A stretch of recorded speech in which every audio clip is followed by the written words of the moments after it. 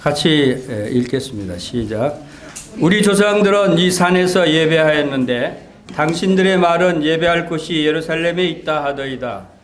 예수께서 가라사대 여자여 내 말을 믿으라. 이 산에서도 말고 예루살렘에서도 말고 너희가 아버지께 예배할 때가 이르리라. 너희는 알지 못하는 것을 예배하고 우리는 아는 것을 예배하노니 이는 구원이 유대인에게서 남이니라. 아버지께 참으로 예배하는 자들은 신령과 진정으로 예배할 때가 오나니 곧 이때라. 아버지께 자기에게 이렇게 자리에 예배하는 자들을 찾으시느니라. 하나님은 영이시니 예배하는 자가 신령과 진정으로 예배할지니라. 여자가 가로되 메시아 곧 그리스도라 하는 이가 오실 줄을 내가 아노니 그가 오시면 모든 것을 우리에게 구하시리이다. 예수께서 이르시되 내게 말하는 내가 그로라 하시니라. 아멘. 자, 오늘 읽은 요한복음 4장 20절에서 26절 말씀은 그 주제는 참예배라는 말이 그 23절에 보면은 아버지께 참으로 예배하는 자들은 참으로 예배한다는 말이 나오죠. 그래서 참 예배는 무엇인가? 라는 주제로 말씀을 상고해 보기를 원합니다. 여러분 참 예배를 드리고 있습니까? 아니면 참 예배가 아닌 예배를 드리고 있습니까? 이것을 우리가 스스로 점검해 봐야 돼요.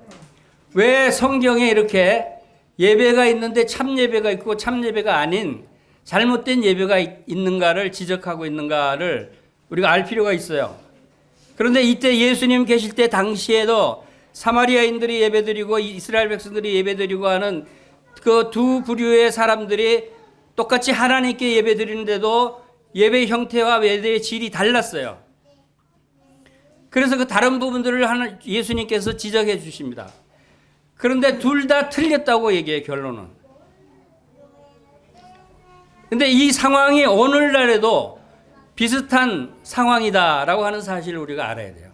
오늘날에도 많은 교회들이 얼마나 많이 있습니까? 많은 사람들이 하나님께 예배를 드려요. 매주일마다 집회 때마다 예배를 드린다고 해요.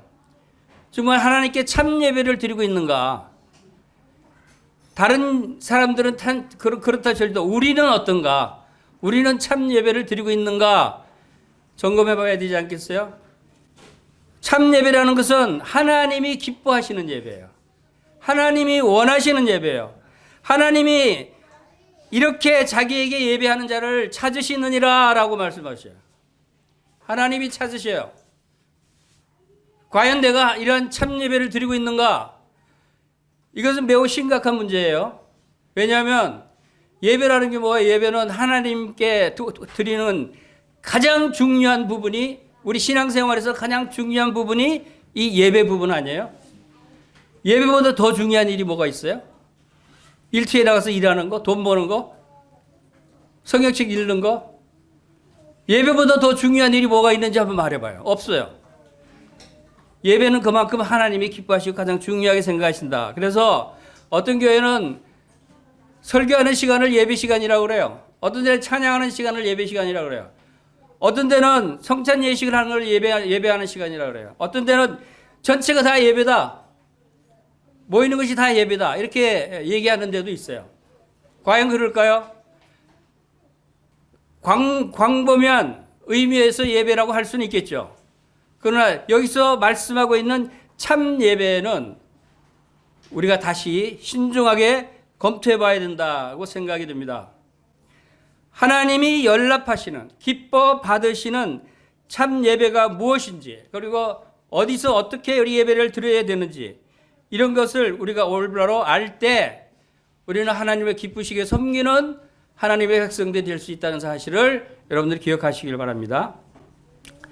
자, 사람의 가장 고귀한 활동은 이 바로 신령한 예배라고 할 수 있어요. 신령한 예배.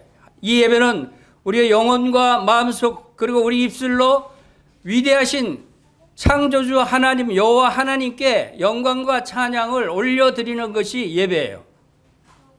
예배는 하나님께 올려드리는 거예요. 하나님으로부터 받는 것이 아니라 우리가 이걸 잘 기억해야 돼요. 내가 하나님께 드리는 삶을 살고 있는가. 그래서 예배는 오직 하나님을 위한 것이 예배입니다. 그리고 그래서 율법의 10계명의 첫 계절이 뭡니까? 첫 계명이 하나님 외에 다른 어떤 신에게도 경배하지 말라고 기록하고 있어요. 첫 번째 계명이 하나님 외에는 어떤 신에게 어떤 다른 신에게 예배 드리지 말라는 거죠. 그리고 신약 성경에서 로마서 12장 1절 말씀에 그러므로 형제들아 내가 하나님의 모든 자비하심으로 너희를 권하노니 너희 몸을 하나님이 기뻐하시는 거룩한 산 제물로 드리라. 그리고 이것이 뭐라고 그랬냐면 이것은 너희가 드릴 영적 예배니라 라고 말씀하셨어요. 자, 구약 성경에도 그렇고 신약 성경에도 그렇고 모든 성경의 하나님의 말씀에 가장 중요하게 하나님께서 말씀하고 우리에게 행하도록 하시는 것이 뭐냐면 하나님께 신령한 예배를 드리라. 참 예배를 드리라는 거예요. 자, 예배를 받는 거예요? 드리는 거예요? 뭐라고 그랬어요, 제가? 예배를 받는 건 절대 아닙니다. 예배를 자기가 받으면 큰일 나죠. 우리는 예배를 받는 것을 예배로 착각하는 사람도 있어요. 그러면 안 되는 거예요.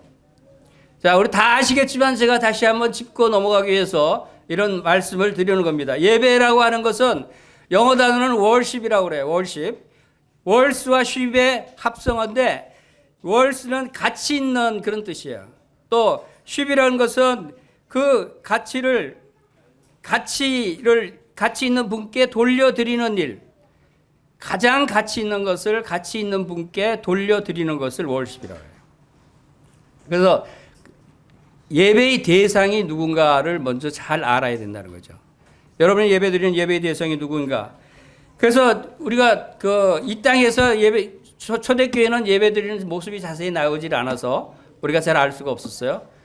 그런데 성경에 기록되는 예배의 모습이 가장 그래도 정확하고 자세히 나온 기록들이 요한계시록에 천국에서 예배드리는 장면이 예배드리는 모습을 우리가 볼 수가 있어요. 자, 거기 요한계시록 4장 11절을 한번 보면 요한계시록 4장 11절 주 하나님이여 영광과 존귀와 권능을 받으시는 것이 합당하오니 주께서 만물을 지으신지라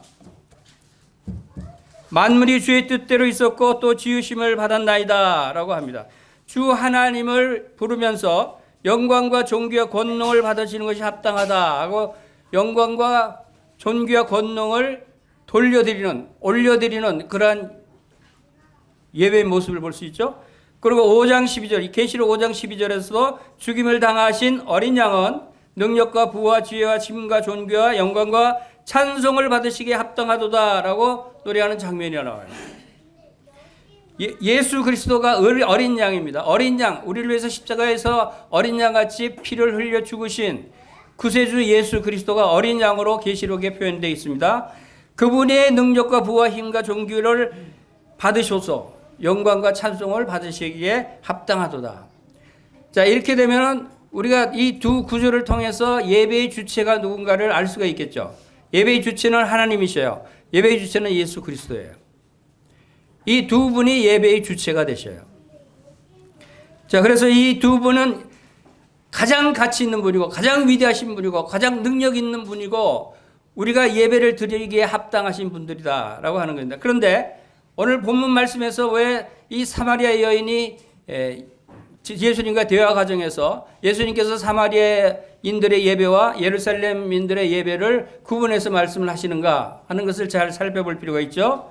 자, 먼저 사마리아인들의 예배에 대해서 예수님은 22절에서 사마리아인들이 알지 못하는 것을 예배한다라고 말씀하셔요. 사마리아인들은 예배를 드리는데 알지 못하는 것을 예배한대요. 그건 무슨 뜻인가 하면 그들은 예배는 율법에 의해서 하나님의 말씀에 의해서 예배는 예루살렘에서 드려야 돼요. 그런데 사마리아인들은 사실 이제 인위적인 장벽 때문에 이스라엘 백성들이 사마리아인들을 예루살렘에 입성하는 걸 거부하면서 오질 못하니까 예배를 드리고 싶은데 거기 출입을 못하게 하니까 그 자기네 그림 신산에서 예배를 드리는 일이 벌어진 거예요. 그것은 하나님의 말씀에 합당하지가 않죠. 그래서 그들은 알지 못하는 것을 예배한다고 말씀해낸 겁니다. 그래서 사마리아인들의 예배는 자기들이 스스로 좋게 여기는 방식으로 하나님께 예배를 드리는 방식을 택했다. 라고 해서 성경에 근거가 없는 예배다라고 하는 걸 알 수 있죠. 오늘날도 그런 부류들이 있을 수 있어요. 성경에 아무 근거도 없는데 자기들이 좋아하는 방법, 그런 것들을 우리는 예배 드리는 것이다. 그래서 열렬히 예배 드리기를 충실하는 사람들이 있죠. 그리고 또 예루살렘의 예배는 뭐라고 말씀하십니까? 주님께서 우리는 아는 것을 예배한다 그랬어요. 예루살렘의 예배는 아는 예배예요. 즉 하나님의 말씀에 나와 있는 성전에서 예배드리는 부분들을 하나님께서 말씀하고 있는 것입니다. 그래서 그런데 요한복음 4장 21절에 보면은 예수께서 가라사대 여자야 내 말을 믿으라 이 산에서도 말고 예루살렘에서도 말고 너희가 아버지께 예배할 때가 이르리라. 아니 예루살렘에서 이스라엘 백성들이 예배드리는 거는 말씀에 합당한 예배라고 그랬는데 왜 또 거기서 드리면 안 된다고 그럴까요? 자, 여기서는 이 산에서도 말고 사마리아인들의 예배드리는 그 산에서도 하면 안 되고 또 예루살렘에서도 말고 예루살렘 성전에서도 하지 말라는 거예요. 너희가 아버지께 예배할 때가 온다는 거예요. 그러니까 이스라엘 백성들이 드리는 예루살렘에서 성전에서 예배드리는 것도 이제는 잘못됐다고 부정하는 거예요. 사마리아인들의 예배도 부정하는 것이고 그리고 진짜 참으로 예배드리는 참 예배를 드릴 때가 이르리라 라고 알려주십니다.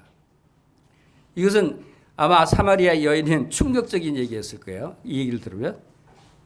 그렇죠. 자기들도 예배드리는 게 잘못됐다고 그러고 이스라엘 백성들의 예배도 잘못됐다고 그러고 진짜 참으로 예배드릴 때가 온다고 얘기를 하시니까 얼마나 궁금하게 하겠어요. 얼마나 충격적인 얘기였어요.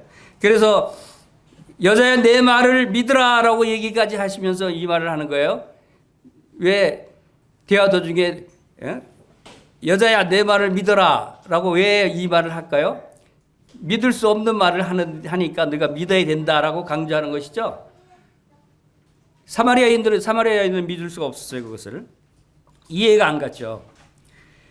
그런데 자 예루살렘의 예배는 무엇을 가리키냐면 성경을 따라 예배를 드리는데 율법을 따라 드리는데 그들이 거듭나지 못한 상태에서 예배를 드리고 있었어요. 율법학자인 니고데모조차도 거듭남에 대해서 뭔지 몰랐으니까. 예수님이 지금 새로운 예배를 말씀드리는 거예요. 그래서 그것이 뭐냐면 거듭나지 못한 사람들이 예배를 드리는 것이기 때문에 예루살렘에서도 예배 드리면 안 된다라고 말씀하고 있는 것입니다. 그래서 둘 다 그들은 사마리아인도 예루살렘 예배도 부정하고 있는 것이죠. 그러면서 계속해서 너희가 아버지께 예배할 때가 온다. 그 때가 언젠가 하면 바로 예수 그리스도를 통해서 예수 그리스도가 이 땅에 오셔서 그분을 통해서 사람들이 거듭날 때 참으로 예배할 수 있다는 것을 말씀하고 있는 거예요. 근데 그것을 어디서 볼 수 있냐면 너희가 아버지께 예배할 때가 이르리라고 한 것은 너희가 누구에게 예배할 때라고 그랬어요? 누구? 아버지. 왜 하나님이라고 한 거라고 아버지라고 그랬을까요?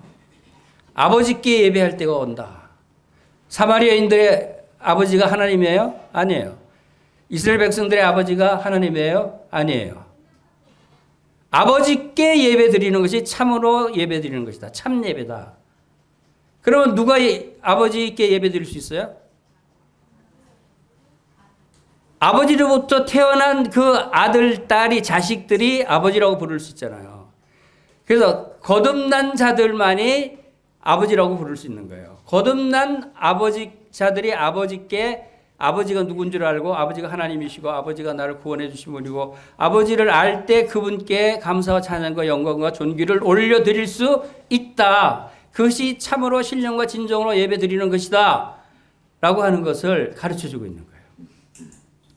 자, 이것이 예배의 그 기본이에요. 근데 여기 보면은 참 예배와 결부시켜서 나오는 단어들이 4개가 있는데 때가 있다 그랬죠. 때가. 그다음에 아버지가 있다 그랬어요. 그다음에 신령과 그다음에 진정. 4가지 단어가 충족돼야 참 예배를 드릴 수 있다라고 하는 것을 우리에게 암시해 주고 있다고 생각이 됩니다. 그래서 그 때는 바로 말씀드린 대로 아버지를 알게 되는 때, 예수 그리스도를 믿고 거듭난 하나님의 자녀로 거듭난 하나님의 백성이 이제 참 예배를 드릴 수 있다. 그 얘기는 뭐냐면 이제 나오는 말씀들이 신령과 진정으로 예배를 드리는 내용과 또 연결이 됩니다. 왜 신령과 진정으로 예배 드리기 위해서는 신령으로 예배 드리기 위해서 뭐가 있어야 되죠? 영어로 이제 그 개혁 성경에는 신령이지만 개혁 개정에서는 영어로 번역되어 있죠. 영으로 예배드리기 위해서는 성령이 있어야 돼요. 성령. 성령이 없는 사람은 죽었어요, 살았어요?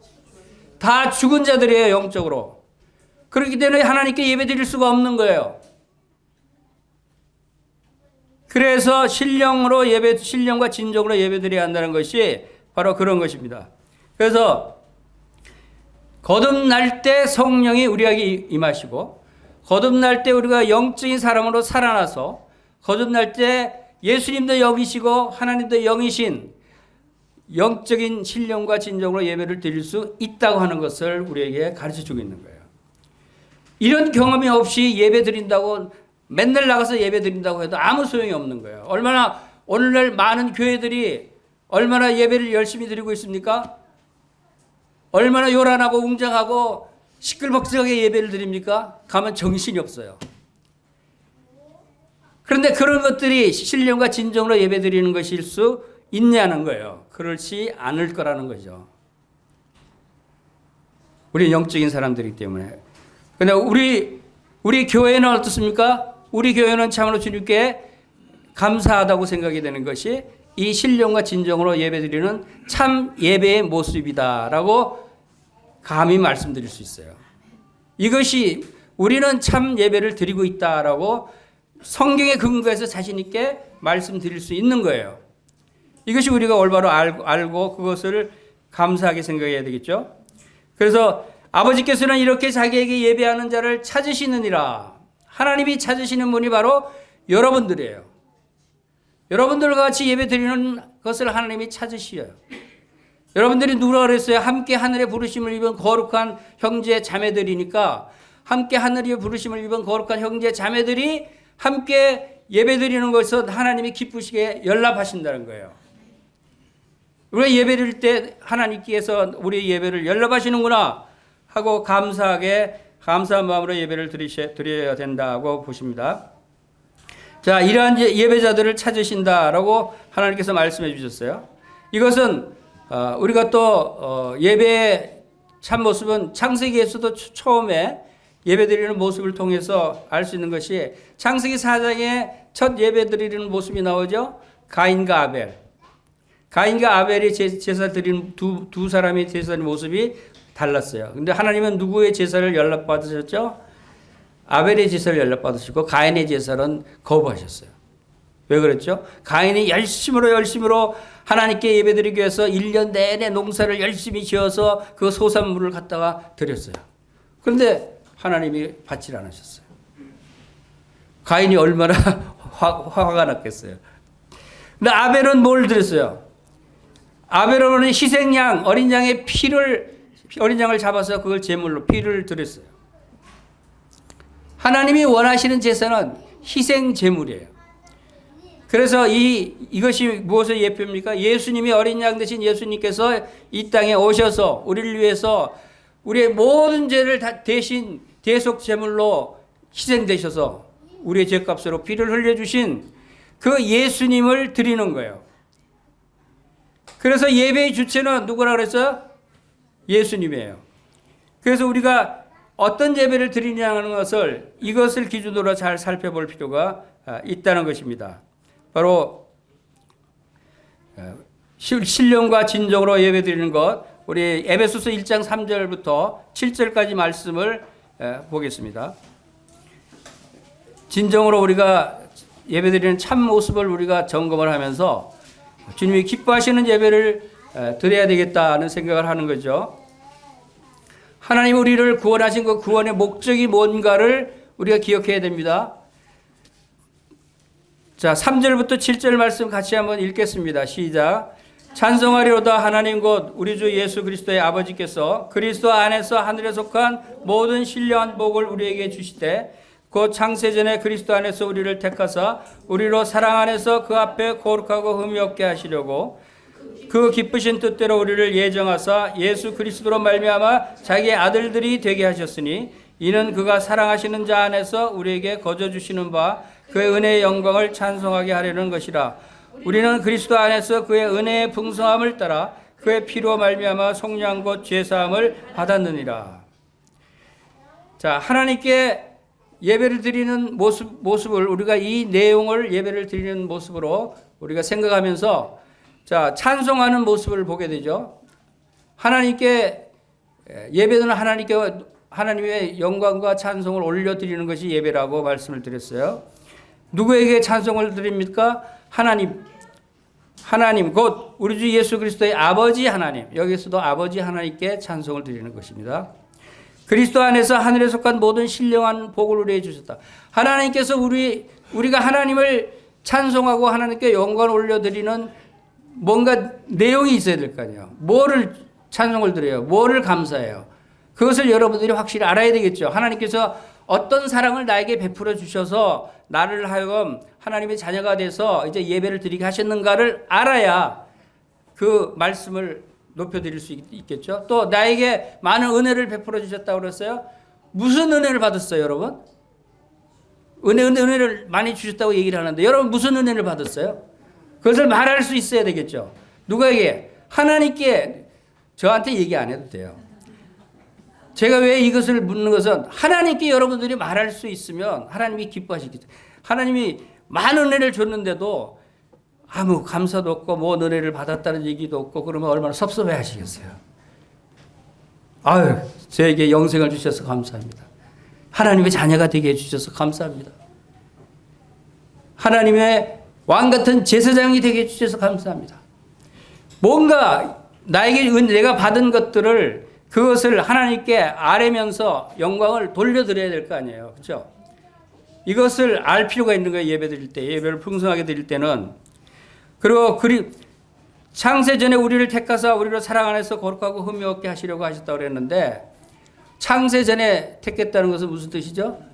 아니 영원한 때 전인데요. 우리가 태어나기도 전인데요. 여러분 창세전에 있었어요? 그런데 하나님은 창세전에 여러분을 택하셨다고 그래요. 없는데 이것은 하나님의 신비로운 말씀 아니에요? 이미 하나님의 마음속에는 우리가 있었어요. 시간과 공간을 초월하신 하나님의 마음속에는 여러분들이 하나님의 마음에 이미 창세전의 마음에 여러분을 품고 있었다는 거예요. 그런데 그것을 그리스도의 사랑 안에서 그때부터 그리스도의 사랑 안에서 여러분을 품고 계셨다. 그래도 놀라지 않네요. 이건 놀라운 말씀인데. 자, 이것이 우리가 얼마나 하나님께 영광을 올려드리고 찬송 올려드릴 주제가 되냐는 거예요. 이런 것들이 여러분들이 마음속으로는 다 놀랄 거예요. 감사를 드릴 거라고 생각이 됩니다. 그리고 우리를 택하셨는데 로마서 8장 30절에서는 또 미리 정하신 그들을 부르신 그들을 또한 의롭다 하시고 의롭다 하신 그들을 또한 영화롭게 하셨느니라. 결국 우리를 부르신 목적이 뭐예요? 영화롭게 하시기 위해서. 부르시고 택하시고 의롭다 하시고 영화롭게 하시기 위해서 우리를 택하시고 부르셨다. 그것도 언제? 창세 전에. 그러니까 하나님의 우리에 대한 사랑은 왜 아무도 못 끊느냐 하면 이미 이 세상 창조하기 전에 하나님 마음속에 이미 정해져 있고 여러분을 사랑하는 걸로 여러분을 구원하기로 예정돼 있었고 정해져 있었기 때문에 아무리 사탄 마귀가 방해하고 해도 끊을 수가 없는 거예요. 영원한 것이기 때문에 이것을 우리가 기억해야 한다는 것입니다. 그리고 그 기쁘신 뜻대로 우리를 예정하사 그랬죠. 이것이 하나님의 기뻐하는 마음이 언제부터였을까요? 여러분 구원받았을 때? 언제? 영원한 때 전부터. 그 기쁘신 뜻대로 우리를 예정하셨다. 그리고 예수 그리스도로 말미암아 자기 아들들이 되게 하셨다. 하나님의 여러분을 향한 기쁨은 영원한 때 전부터 시작이 돼서 지금도 여러분을 향해서 하나님은 기뻐하셔요. 이렇게 아름다운 예배를 드릴 수 있으니까. 그리고 영원한 후까지 영원토록 여러분과 함께 기쁨을 누리시기를 원하시는 하나님이셔요. 하나님은 그 기쁨을 이기지 못할 정도로 기뻐하신다고 그러지 않으셨어요? 여러분 기쁨을 이기지 못할 정도로 기뻐해 보셨어요? 아주 막 진짜 기쁜 일이 생기면 기쁨을 이기지 못해서 어쩔 줄 모르는, 그래서 하나님이 그 기뻐하실 때 노래를 부르셨다 그랬어요. 노래 불렀다는 얘기가 거기 처음 나오는 것 같아요. 하나님이 노래를 부르셨다는 거예요. 기뻐하셔서, 여러분을 기뻐하셔서 하나님이 노래를 부르시어요. 그 정도로. 여러분, 하나님 원망하면 안 되겠죠? 하나님께서는 여러분을 그토록 사랑하셔요. 하나님, 우리에게 고난이 있고 우리에게 힘든 일이 있고 우리에게 슬픔이 있는 것들은 다 하나님이 뜻 안에서 하나님이 더 좋은 영광으로 인도하시기 위해서 이러한 일들을 하나님이 허락하신다라고 생각하실 수 있는 거예요. 그리고 이는 6절 보겠습니다. 이는 그가 사랑하시는 자 안에서 우리에게 거저 주시는 바 그의 은혜의 영광을 찬송하게 하려는 것이다. 여기에 구원의 목적, 우리를 위해서 십자가에 죽으신 목적이 나와요. 우리가 구원받은 목적이 뭐라고 하시냐면 그의 은혜의 영광을 찬송하게 하기 위해서 우리를 구원하셨다는 거예요. 다른 말로 하면 하나님께 참으로 예배를 드리게 하기 위해서. 영광을 찬송하게 하는 것은 예배 드리는 모습이에요. 그래서 먹든지 마시든지 무엇을 하든지 하나님의 영광을 위해서 하라고 그랬어요. 우리의 예배는 이러한 자세로 해야 되는 거죠. 우리는 그리스도 안에서 그의 은혜의 풍성함을 따라 그의 피로 말미암아 속량과 죄사함을 받았느니라. 이게 십자가에서 피 흘리시고 죄사함을, 우리에게 죄사함을 받게 하신 목적이 바로 은혜의 영광을 찬송하게 하기 위해서. 하나님이 창세 전부터 영원 전부터 우리를 향하신 그 기쁨이 계속 유지되시기를 원하시겠어요? 원하지 않겠어요? 계속 유지되시기를 원하셔요. 그래서 예수님을 보내주셨고, 그래서 예수님을 피를 흘려서 우리의 모든 죄를 용서받게 하셨고, 그래서 우리가 거듭나게 하시고 하나님의 자녀가 되게 하시고 이제 하늘의 영광 가운데 우리를 영화롭게 하신 이 모든 과정들이 바로 우리가 하나님께 예배 드리게 하기 위해서 하나님은 우리의 예배를 기뻐하십니다. 그래서 우리가 예배를 일주일에 한 번 만찬 예배를 드립니다. 이 만찬 예배가 뭐 어떤 사람들은 뭐 형식이다, 어떤 사람들은 뭐 그 매주 할 필요가 있냐 이렇게 얘기하는 사람들도 있지만 그건 절대 그런 것이 아니라는 거예요. 이 예배, 참 예배가 뭔가를 알면 우리가 만찬 예배처럼 참 예배를, 하나님이 기뻐하시는 참 예배를 드릴 수 있는 그 외에 다른 것은 없어요.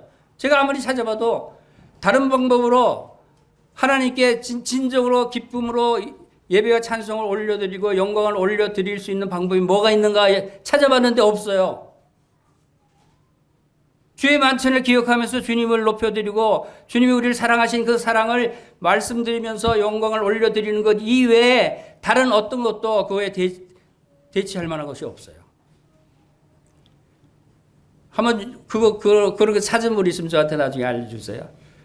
만찬 예배 말고 정말 하나님의 기뻐하시는, 연락받으시는 진정한 신령과 진정으로 드릴 수 있는 예배 모습이 뭐가 있는지 아시는 분 있으면 나중에라도 저한테 알려주시기 바랍니다. 제가 알아보고 성경을 연구해 본 바로는 없어요. 제가 경험해 본 바로는 그것이 가장 하나님을 영화롭게 해드리는 것이고 우리 주 예수 그리스도를 통해서 하나님께 영광을 돌리는 가장 좋은 길이에요.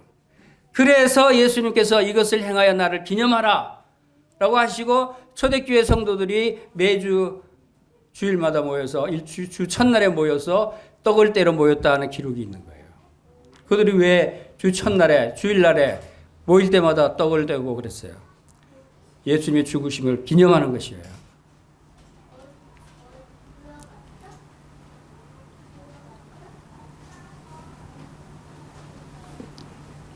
그래서 이 만찬 예배를 우리가 드린다고 하는 것은 참으로 하나님이 기뻐하시는 예배의 모습이다 라고 말할 수 있는 것입니다. 이것은 가볍게 볼 것이 아니에요. 우리 신앙생활하면서 삶에 어떤 일들이 많이 닥쳐도 너희는 먼저 그의 나라와 그의 일을 구하라고 하신 대로 먼저 하나님께 예배드리는 그러한 일을 구하는 것이 우리의 합당한 신앙 자세다. 예배드리는 것은 참으로 필요한 것이고 하나님 기뻐하시는 일이다. 아무리 교회에서 다른 교회에서 뭐 만찬 예배 뭐 한 달에 한 번 하면 되지 아니면 1년에 한 번 하면 되지 그런 얘기 하더라도 그것은 하나님의 참으로 드리는 예배의 진정한 모습을 몰라서 하는 말이에요. 하나님의 마음을 몰라서 하는 말이라는 거죠. 진정으로 하나님이 원하는 게 무엇일까? 여러분에게 하나님이 원하는 게 무엇이에요? 진정으로 뭘 원하실까요? 한번 생각해 보세요. 여러분이 열심히 일해서 돈 많이 벌어서 헌금 많이 갖다 내기를 원하셔요? 그래서 그냥 예배 참석할 시간도 없이 열심히 돈 벌어야 돼. 돈 벌어서 헌금도 많이 내야 돼. 선교비도 많이 보내야 돼. 하면서 예배를 잊어버리면서 예배를 드리지 않으면서도 열심히 돈 버는 사람들이 있어요. 그들이 하는 얘기가 돈 많이 벌어서 선교비도 보내야죠. 교회도 내야죠. 그것을 하나님이 기뻐하시지 않는 방법이라는 거죠. 그런 것들은. 먼저 하나님께 예배를 드리고 하나님이 뭐 가난해서 돈을 많이 가져오라고 하시는 분이 아니에요. 하나님은 가난한 과부가 2렙돈 헌금하시는 것을 보시고 가장 많이 드렸다고 칭찬을 하셨어요. 주님은. 왜 그랬죠? 재물과 돈과 금은 보화는 예수님과 하나님만큼 가지고 있는 존재가 없어요. 사람이 없어요. 이 우원 우주에. 그렇죠? 하나님이 모든 것을 다 가지고 계셔요. 하나님이 없어서 가져오라는 것이 아닌 거예요. 우리의 마음, 우리의 진정한 마음. 너희는 마음을 다하여 뜻을 다하여 목숨을 다하여 주 너희 하나님을 사랑하라 그랬어요. 그러한 사랑하는 마음을 다하고 뜻을 다하여 목숨을 다해서 사랑하는 마음으로 하나님께 드릴 수 있어야 되는 거예요. 그것을 하나님이 기뻐하신다라고 하는 것입니다. 하나님께서 이 아름다운 덕을 선포하라라고 베드로전서 2장 9절에 말씀을 하고 있는데 여러분 아름다운 덕이 뭐가 있어요? 아름다운 덕이 뭘까요? 바로 예수 그리스도의 우리를 사랑하신 그 사랑, 그 모습이 아름다운 덕이에요. 창조주가 낮아지셔서 이 세상에 오신 예수 그리스도. 그분 예수 그리스도의 모습처럼 아름다운 모습을 가진 분이 이 세상에 또 있을까요? 예수님이 행하신 모든 일들은 다 아름다운 덕으로 표현돼요. 그것이 복음이에요. 이 아름다운 덕을 우리에게 베풀어 주시고 나타내 보여주시고 경험하게 하셔서 이 아름다운 덕이 이제 우리를 통해서 나타나게 하시기 위해서 이 말씀들을 우리에게 허락하신다는 것입니다. 예수님 만찬 예식을 행할 때 이것을 행하여 나를 기념하라 하시고 이것을 주님이 오실 때까지 주의 죽으심을 오실 때까지 전하는 것이다 라고 말씀하셨어요. 주의 죽으심을 오실 때까지 전하는 것이 만찬 예배하는 것이에요. 그만큼 주의 죽으심이 중요한 것이죠. 그 우리에게 복음을 전하기 위해서 우리의 복음을 나타내기 위해서 히브리서 9장 22절에 율법을 따라 거의 모든 물건이 피로서 정결케 되나니 피 흘림이 없은즉 사함이 없느니라. 하나님은 사랑이 엄청나게 어마어마하게 많은 분이시지만 공의도 또한 엄청나게 어마어마하게 많으신 분이셔요. 공의로우신 하나님이셔요. 공의로우신 하나님이 우리에게 사랑을 베푸시기 위해서 우리를 구원하시기 위해서 우리를 죄 가운데서 영원한 지옥 형벌에서 건져내기 위해서 어떤 일을 하셔야 됐어요. 그것은 우리의 죄를 용서하시지 않으면 공의로운 하나님이 되실 수가 없어요. 그 공의를 이루시기 위해서 자기 자신이 친히 이 땅에 오셔서 하나님 자신이 친히 우리의 죄값을 십자가에서 베풀어 주신 것이 이 하나님의 사랑이고 이것이 하나님의 공의예요. 이것이 얼마나 아름다운 덕이라고 우리가 말할 수 있겠어요. 사람들은 그것을 이해하지 못해요. 공의로우신 하나님이 왜 그래야 돼? 사랑의 하나님이 왜 그래야 돼? 그러나 하나님은 그렇게 하지 않으면 하나님의 공의가 무너지는 거죠. 그렇게 하지 않으면 하나님의 사랑이 무너지는 거예요. 그래서 우리는 이 예수 그리스도의 아름다운 덕을 선포하는 일에 우리가 힘써야 한다는 것을 생각할 수 있습니다. 그래서 이 만찬 예배를 드리는 것, 이것은 하나님께 올려 드리는 것일 뿐만 아니라 다른 세상에 선포하는 것이에요. 선포.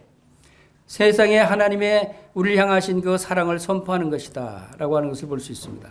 자, 이제 다음으로 24절에서 26절 말씀을 보겠습니다. 본문의 24절에서 26절. 하나님은 영이시니 예배하는 자가 신령과 진정으로 예배할지니라.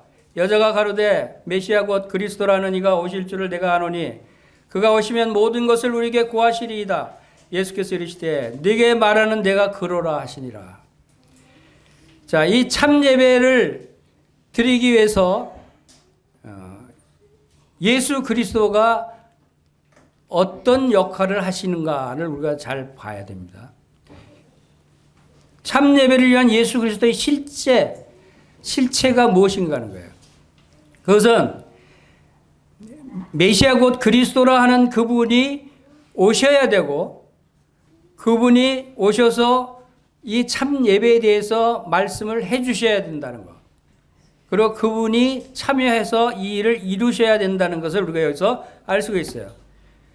그래서 이 사마리아 여인은 그것을 알았어요. 그 선지자 예수 그리스도가 오셔야 된다는 사실을 들었던 것 같아요. 그래서 이 말을 이제 물어보는데 예수 그리스도가 하는 이가 오실 줄을 내가 아노니 그가 오시면 모든 것을 우리에게 구하시리이다 라고 예수님께 이야기합니다. 그때 예수님이 뭐라 그래요? 내가 그로다. 내가 바로 메시아 곧 그리스도다 라고 얘기합니다.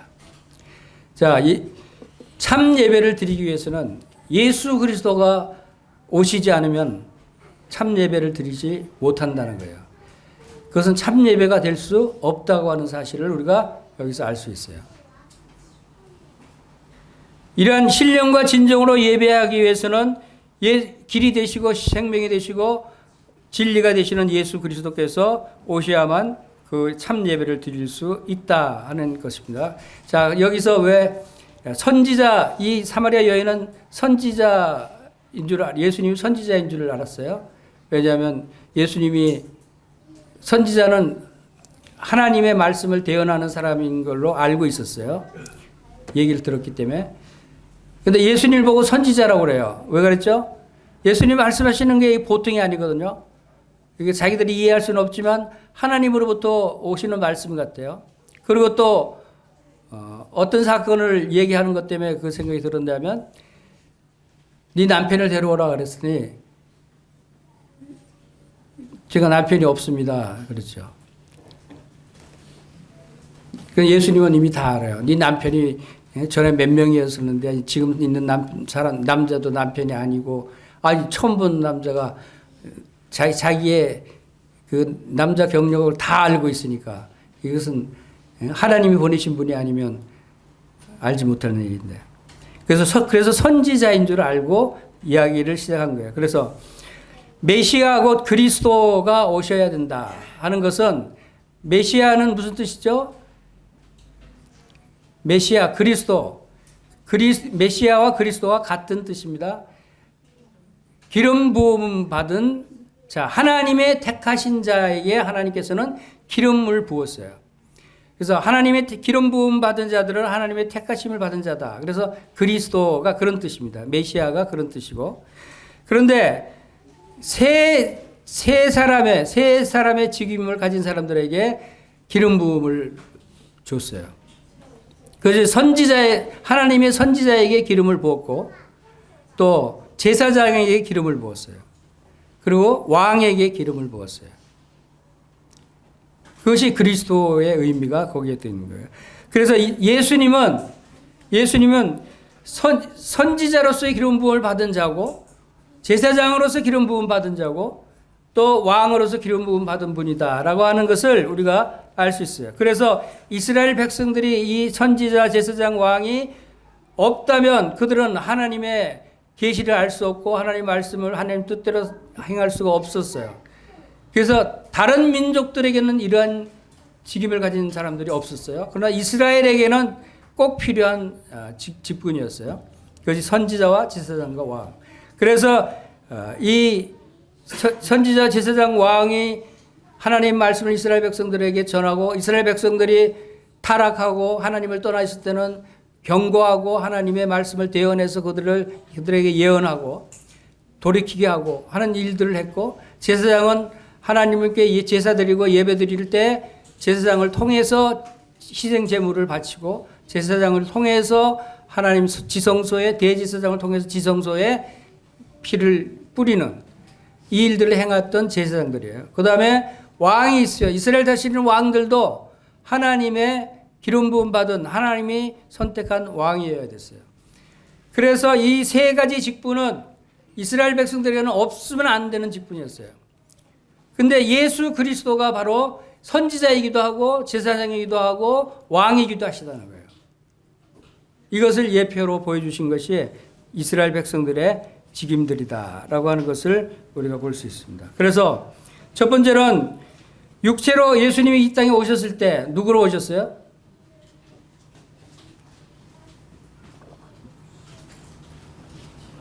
육체로 오셨을 때는 선지자로 오셨어요. 선지자, 하나님의 말씀을 대언하는 선지자, 하나님의 뜻을 이루기 위해서 오신 선지자. 그래서 하나님이 나에게 하라고 말씀하신 그 말만 나는 너에게 전한다 그랬어요. 예수님이 임의로 자기 생각을 전하진 않았어요. 하나님이 하라고 한 말만 하셨어요.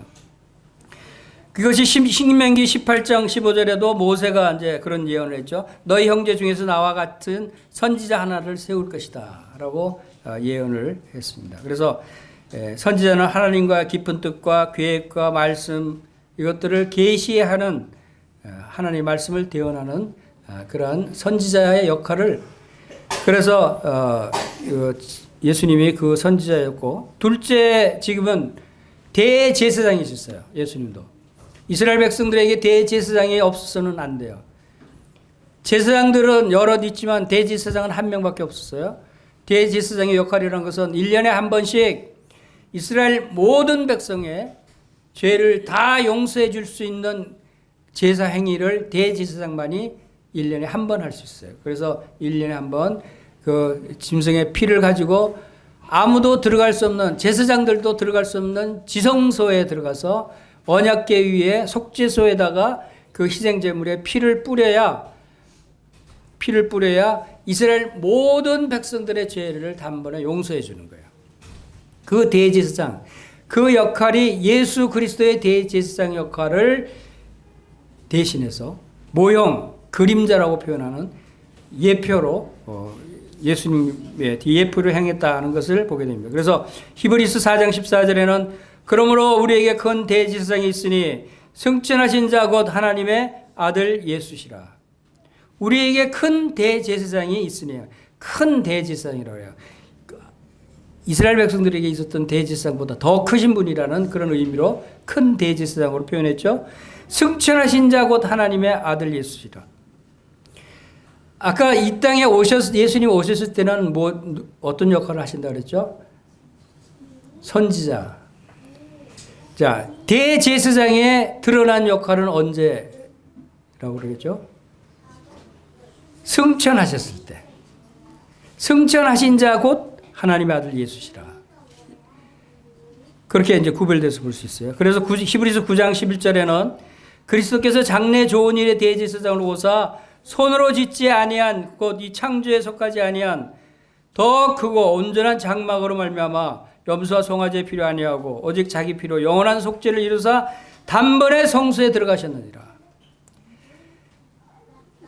이것이 이 복음에서 대단히 중요한 구절 역할을 하죠. 왜 여기서 단번이라고 하는 그 단어가 들어갈까요? 대제사장, 이스라엘 백성들의 대제사장은 아론 계열의 대제사장들이었는데, 대제사장들은 얼마 만에 지성소에다가 속죄소에다 피를 뿌린다 그랬죠? 1년에 2번? 1번. 1년에 한 번씩 뿌린다 그래서 그러면 10년이면 10번 뿌리죠. 100년이면 100번 뿌려야 되죠. 계속 왜 그래요? 한 번 뿌리면 그 1년밖에 효과가 없어요. 죄 용서하는 것이. 그래서 해마다 반복해서 희생제물의 피를 뿌려야 했던 겁니다. 그런데 예수님은 몇 번 뿌린다고요? 다시 따라하십시오. 단번에. 단 한 번. 이것은 예수님이 피를 몇 번 흘리셨죠? 어디서 흘리셨죠? 십자가에서 몇 번 죽으셨죠? 네. 십자가에서 죽으신 게 단 한 번이었어요. 지금부터 2000년 전에. 그런데 거기서 우리 죄를 속죄하기 위해서 피를 흘린 것도 십자가에서 한 번 흘리신 거예요. 그리고 단번에 성소에 들어가셨다는 것은 그 한 번으로 어디 승천하셔서 하늘 지성소에 하늘 속죄소에 예수님 자신의 피를 뿌리신 거예요. 그 한 번 그 일을 행하셨잖아요. 그런데 그 효과는 그 죄사함의 효과는 과거의 영원한 때 전부터의 모든 죄, 앞으로의 영원한 죄, 모든 시대를 거슬려서 모든 죄들이 다 단번에 용서받았고 단번에 거룩하게 됐다라고 하는 것을 우리가 여기서 알 수 있는 거예요. 그래서 단번이라는 단어가 대단히 중요해요. 많은 사람들이 그래요. 예수님 죄 용서함을 다 핏부림을 통해서 죄 용서함을 받았다고 그래요. 아멘 그래요.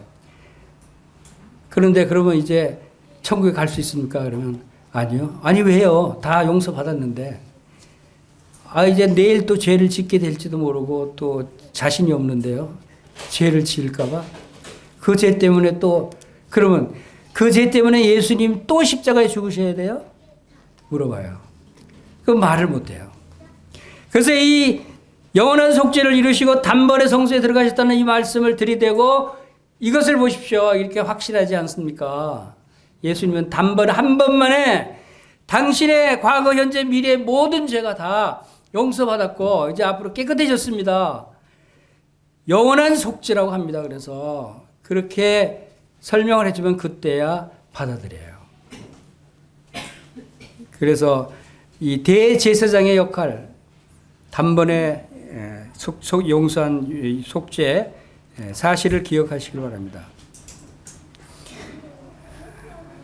히브리서 6장 20절에 보면은 그리로 앞서가신 예수께서 멜기세덱의 반차를 쫓아 영원히 제사장이 되어 우리를 위하여 들어가셨느니라.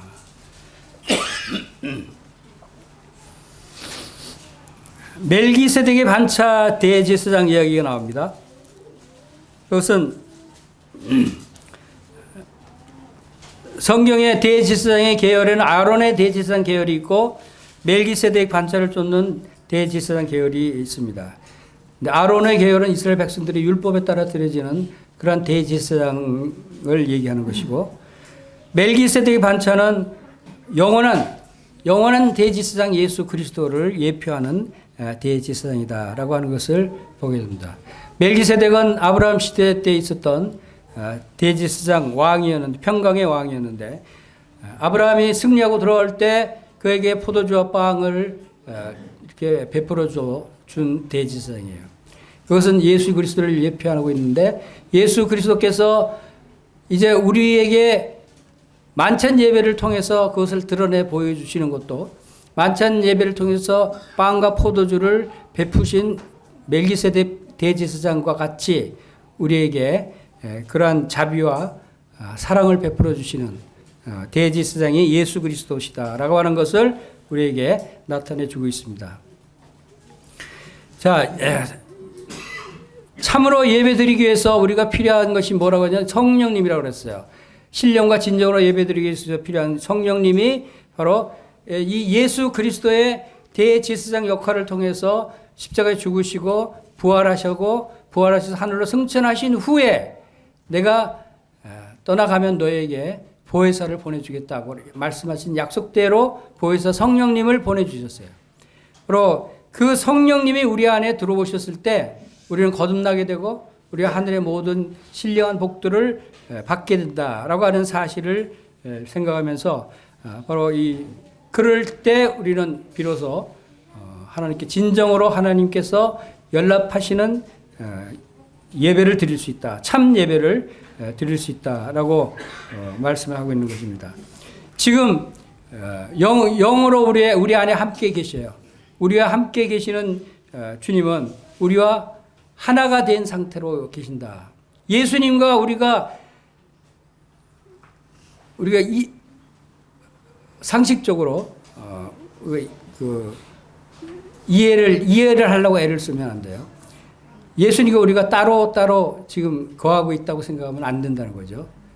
그것은 예수님이 내 안에 계신다. 내가 예수님 안에 계신다라고 하는 사실을 우리가 생각할 때 그것은 내가 그리스도와 함께 십자가에 못 박혔나니 그랬죠. 내가 그리스도와 함께 십자가에 죽었다 그랬어요. 그리고 예수 그리스도께서 내 안에 거하신다라고 말씀하시는 겁니다. 예수님이 십자가에 못 박혀 죽었을 때 나도 죽었고 예수님이 십자가에서 부활하셨을 때 나도 부활했고 예수님이 승천하셨을 때 나도 승천한 거예요. 내가 여기 있는데 무슨 승천이냐. 그러나 우리 영적으로는 우리의 자리가 우리가 하나님의 하늘에 앉히신 바 된 자들이라고 말씀하셨듯이 승천과 함께 우리도 하늘로 승천하셨다. 예수 그리스도와 연합된 자의 모습은 완벽하게 이렇게 다 모든 부분에서 일치돼요. 그리고 지금 하늘에 앉힌 바 됐죠. 예수님이 다시 재림하실 때 우리가 몸까지 부활해서 몸은 무덤에 있을지라도 예수님의 재림 시에 우리가 천사장의 호령과 나팔 소리로 하늘로 쫓아 주님께서 강림하실 그때 무덤에 있는 자들이 먼저 일어나고 이제 그때도 살아있는 자들은 공중으로 끌어올려 공중에서 주를 영접하게 하신다. 이것이 휴거 사건을 말씀하시면서 그때 영혼은 하늘에 가 있지만 몸은 그때 부활돼서 주님과 함께한다. 그리고 나서 또 한 가지 연합된 모습은 주님이 이 땅에 다시 재림하실 때 혼자 오시지 않으셔요. 성도들과 함께 강림하신다 그랬어요. 주님과 연합된 것은 이렇게 끝까지 함께 하시는 거예요.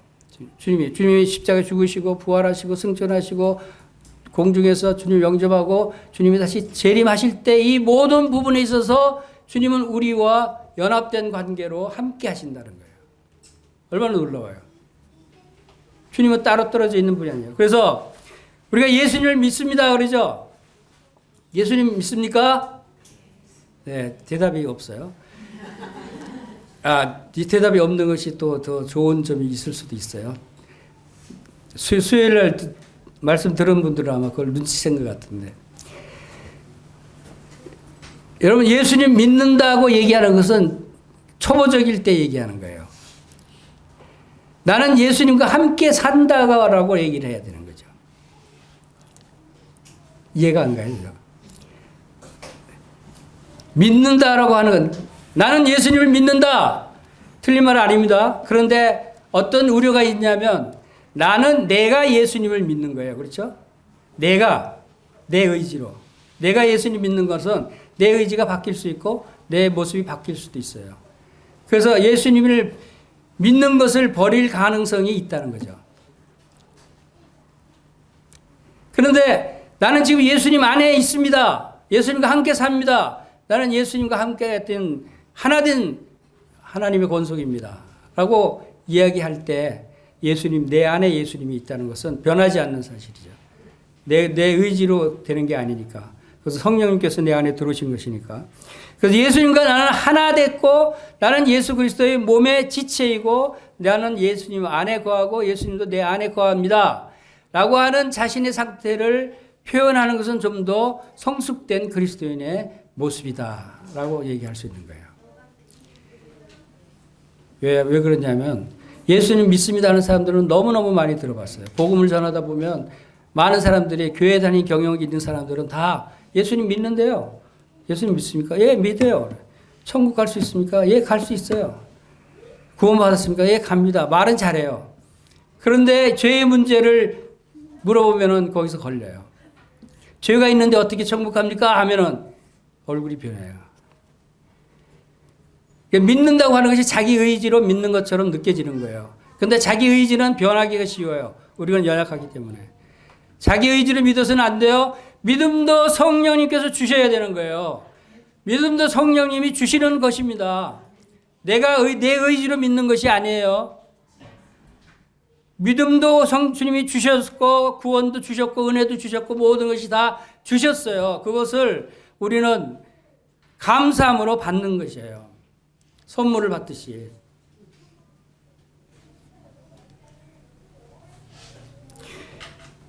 그럴 때 우리는 내 자신이 내가 정말 놀라운 예수 그리스도 안에 거하구나. 예수 그리스도 안에 있으면 뭐가 있겠어요? 예수 그리스도 안에 있으면 예수 그리스도가 가지고 있는 모든 것을 가질 수 있는 거예요. 예수 그리스도가 누리고 있는 모든 것을 누리는 것이에요. 하늘의 모든 신령한 복을 주셨다는 이유가 바로 그런 이유 때문이에요. 생명과 경건에 속한 모든 것을 주셨어요. 영생을 주셨어요. 하나님의 자녀가 되는 권세를 주셨어요. 썩지 않고 더럽지 않고 쇠하지 아니하는 기업을 이을 자가 됐다는 것도 예수 그리스도 안에 있기 때문에 주신 거예요. 예수님을 믿어서 주신 것이 아니에요. 예수님 안에 들어와 있기 때문에. 이런 비유가 있어요. 어떤 부부 가정에 날 때부터 장님이 된 아이가 있어요. 근데 이제 눈은 보이지 않지만 밖에 못 나가게 하고 부부는 그래도 먹고 살아나니까 직장에 일을 하는데 아이 보고 단단히 일른다. 밖에 나가지 말고 집에 가만히 있어야 돼. 그리고 가서 일하고 돌아오면 이제 밥 해주고 하는데 어느 날은 이 아이가 엄마 아빠가 굉장히 너무 보고 싶어서 왜 빨리 안 오지? 올 때가 된 것 같은데 안 오지 하면서 밖으로 나갔어요. 대문 밖에 나가서 근데 보이질 않으니까 멀리 가지 못하고 대문 밖에서 기다리다가 그냥 앉아서 잠이 들었어요. 이게 부모가 퇴근하고 이제 돌아오니까 아이가 밖에 자고 있으니까 너가 왜 여기 있어 하면서 이제 안고 자는 걸 안고 그 아이 방에다가 이제 눕혔어요. 한참 후에 아이가 눈을 떴어요. 아이가 자기 방을 찾아가려고 그래요. 아이가 자기 방을 찾아갈 수 있겠어요? 없겠어요? 자기 방을 찾아가야 돼요? 안 가야 돼요? 자기 방에 와 있어요. 근데 눈을 못 뜨니까 모르는 게 아직 내가 바깥에서 자다가 잠들었는데 깨니까 내가 아직 대문 바깥인가 보다 이렇게 생각하겠죠. 그래서 집으로 들어가야지 하면서 허둥대겠죠. 그럴 필요가 없이 눈만 뜨면 여기가 내 방이구나 아는데 내 방에 내가 가지고 있던 것들이 다 있다는 것을 아는데 우리가 영적인 삶도 마찬가지예요. 지금 여러분의 영적인 눈만 뜨면 여러분이 얼마나 영원한 평안과 안식과 하나님이 주신 모든 신령한 복들을 다 누리고 있는 하나님의 처소 하나님의 집에 와 있는데 그것을 찾으려고 애를 쓰고 힘들게 쫓아다니고 하는 것이 아닌가. 영적인 믿음의 눈을 뜨기만 하면 돼요, 여러분. 아무것도 할 것이 없어요. 모든 것을 다 은혜로 주셨다고 그랬어요. 열심히 뭔가를 찾으려고 애를 쓸 필요가 없다는 것이에요. 이미 다 주셨다는 거죠. 예수 그리스도 안에 여러분이 있다면, 여러분이 예수 그리스도와 함께하는 삶을 산다면, 여러분은 이미 모든 것을 다 가졌어요. 근데 그것을 왜 누리지 못합니까? 영적인 눈을 뜨지 못하기 때문에. 영적인 눈을 뜨시길 바랍니다. 그것이 이 성경의 많은 부분에서 이미 우리에게 다 가르쳐주고 말씀해주고 있는 그러한 내용들이다라고 하는 것입니다. 내가 내 방을 찾아가야 돼 하고 그 허둥지둥 애쓸 필요 없어요. 무엇을 찾으려고 애쓸 필요가 없다는 것이죠. 이제 대제사장이 우리에게 이제 히브리서 7장 25절 한 구절만 더 보고 마치겠습니다. 대제사장의 기도를 우리가 여기서 보게 됩니다. 히브리서 7장 25절. 그러므로 자기를 힘입어 하나님께 나아가는 자들을 온전히 구원하실 수 있으니 이는 그가 항상 살아 계셔서 그들을 위하여 간구하심이라. 우리 대제사장 예수 그리스도는 항상 살아 계시는 분이시죠. 그런데 항상 살아 계시면서 무엇을 하신다고요? 우리를 위해서 간구하신다는 거예요. 우리를 위해서. 이스라엘 백성들이 출애굽했을 때 광야에서 아말렉 군사들과 전쟁이 일어났습니다. 이스라엘 백성들이 전쟁이 일어났을 때 장로들이 모세를 데리고 저 높은 산에 앉게 하고 모세 보고 손을 이렇게 들게 했어요. 전쟁에 지고 있는데 모세가 손을 드니까 전쟁에 이겨요. 팔이 아파서 손을 내리니까 또 전쟁에 져요.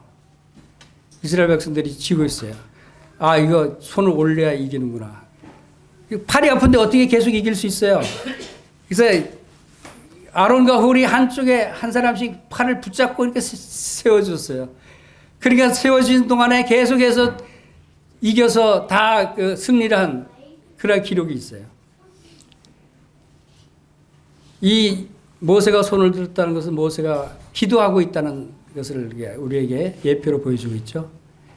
예수 그리스도께서 하늘에서 잠시 간구하시고 손 내리셨어요. 항상 살아계셔서 모세가 손을 내리지 않게 하듯이 하나님 예수 그리스도 여러분들을 위해서 항상 살아계셔서 여러분들을 위해서 간구하시기 때문에 우리를 온전하게 완전하게 구원하실 수 있다. 완전하게 우리의 삶 가운데서도 우리가 구원을 누릴 수 있다고 하는 사실을 우리가 여기서 보게 됩니다. 그래서 그리스도인의 전쟁, 영적 전쟁은 싸워서 이기느냐 지느냐의 문제가 아니에요. 이기느냐 지느냐의 문제가 아니라 이기기로 되어 있어요. 이긴 것을 나타내게 하면 돼요. 이기기로 되어 있어요. 우리 같이 따라합시다. 우리의 싸움은 이기기로 되어 있다. 이미 승리해 놓으셨어요, 예수님이. 그래서 이런 걸 가지고 뭐라고 얘기합니까?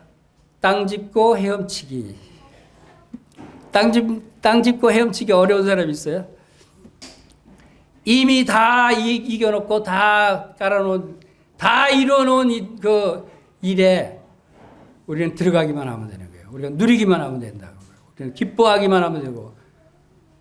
우리 그런 것을 알 때 우리가 참으로 하나님께 예배 드릴 수 있는 것은 참 예배를 드릴 수 있는 것은 이러한 사실들을 기억하고 이러한 사실들을 우리에게 베풀어 주신 하나님의 사랑과 은혜에 감사하면서 찬양과 경배와 영광을 올려드리는 여러분들의 예배의 삶이 되시기를 바랍니다. 네, 다 같이 기도하시겠습니다.